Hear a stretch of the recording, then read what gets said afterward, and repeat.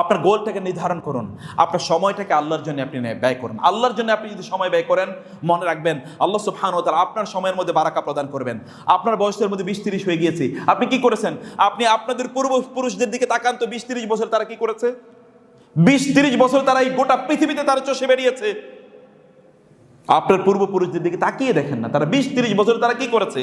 আব্দুল্লাহ ইবনে ওমর, আব্দুল্লাহ ইবনে আমর ইবনুল আস অথবা আব্দুল্লাহ ইবনে আব্বাস, তাদের দিকে তাকান, তারা এই বয়সে তারা কি করেছে, তাদের অবস্থাটা কি, তারা দিনকে কিভাবে গোটা পৃথিবীর, অথবা আপনাদের যদি সবচেয়ে বড় আপনাদের পূর্বপুরুষদের দিকে তাকান, সেটা যদি আপনি আহমদ ইবনে হাম্বল, ইমাম মালিক রাহিমাহুল্লাহ, অথবা আপনি ইমাম বুখারী, মুসলিম, তাদের দিকে তাকিয়ে দেখেন না তারা এই বয়সে কি করেছে। ইমাম নববীর দিকে তাকান, ইবনে হাজার আসকারী কত বছর বেঁচেছিল তারা, ইমাম শাফি কত বছর বেঁচেছিল, কত বছর, তিনি যা লিখেছেন এগুলো তো আপনি পড়েও শেষ করতে পারবেন না।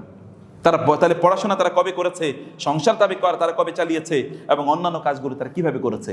আপনি আল্লাহ সুবহানাহু ওয়া তাআলা আপনার তো সময় কোন দিকে আপনি কাটাচ্ছেন, আপনার সময় আপনি কোন দিকে কাটাচ্ছেন, সময়টাকে নিয়ে আপনি যুবকদের সবচেয়ে ঘৃণিত যে অভ্যাসটি, অথবা তাদের জন্য সবচেয়ে ডিস্ট্রাকটিভ যে জিনিসটি, তাহলে যে তাদের সময়ের কোনো মূল্য নাই তাদের কাছে। গল্পে, আড্ডায়, অথবা সোশ্যাল মিডিয়াতে ইত্যকার জিনিসে তার ঘন্টার পর ঘন্টা তার চলে যায়, সে কখনো বোঝে না। যুবকরা যদি আপনাদের সময়গুলোকে যদি আপনারা বাঁচাতে চান, তাহলে যতক্ষণ সময় আপনারা সোশ্যাল মিডিয়াতে কাটাবেন, ততক্ষণ সময় আপনারা ঠিক ততটুকু সময় আল্লাহর জন্য কাটিয়ে দেখুন।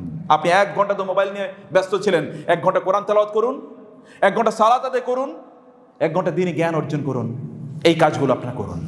যুবকদের প্রবলেমগুলোর মধ্যে আরেকটি প্রবলেম হলো যে যুবকরা আজকে একটা জ্ঞানহীন জাতি, বিশেষ করে ইসলামী জ্ঞান তাদের নাই। আপনি দেখবেন কেবলমাত্র দুনিয়ার জ্ঞান নিয়ে তারা প্রচন্ড ব্যস্ত, দুনিয়ার জ্ঞানে তারা প্রচন্ড জ্ঞানী। ইয়ালামুনা যাহিরাম মিনাল হায়াতিদ দুনিয়া ওয়া মা আনিল আখিরাতি হুম গাফিলুন। আলিম বিদ দুনিয়া জাহিলুম বিল আখিরা, তারা যে দুনিয়ার পণ্ডিত, কিন্তু আখিরাতের ব্যাপারে তাদের কোনো ধারণাই নেই, আখিরাত সম্পর্কে তারা জানেই না, দ্বীনের ব্যাপারে তাদের জানা নাই। আপনারা শুধুমাত্র বেড়াইদের কয়েকজন যুবক নিয়ে বাংলাদেশকে চিন্তা করলে হবে না, বাংলাদেশে চিন্তা করতে হবে এর বাইরে এখানকার কয়েকজনের বাইরে, যে তাদের জ্ঞানের লেভেল, দ্বীন সম্পর্কে তাদের জ্ঞানের লেভেল কোথায়, কোন জায়গায় আছে। তারা এতটা খারাপ অবস্থায় আছে দ্বীন সম্পর্কে, দ্বীনের মৌলিক বিষয়গুলো তারা জানে না, এই বিষয়গুলো সম্পর্কে তাদের মৌলিক কোনো ধারণা নাই, এগুলো সম্পর্কে তাদের কোনো পড়াশোনা নাই। অতএব যুবকদেরকে দ্বীনের জ্ঞান অর্জন করা দরকার। মনে রাখা দরকার, মুসলিম যুবকরা যতদিন পর্যন্ত তারা আলোকিত মানুষে পরিণত হবে, তারা জ্ঞানীতে পরিণত হবে, যতদিন পর্যন্ত তারা হতে পারবে না, ততদিন এই সমাজকে আপনি উদ্ধার করতে পারবেন না।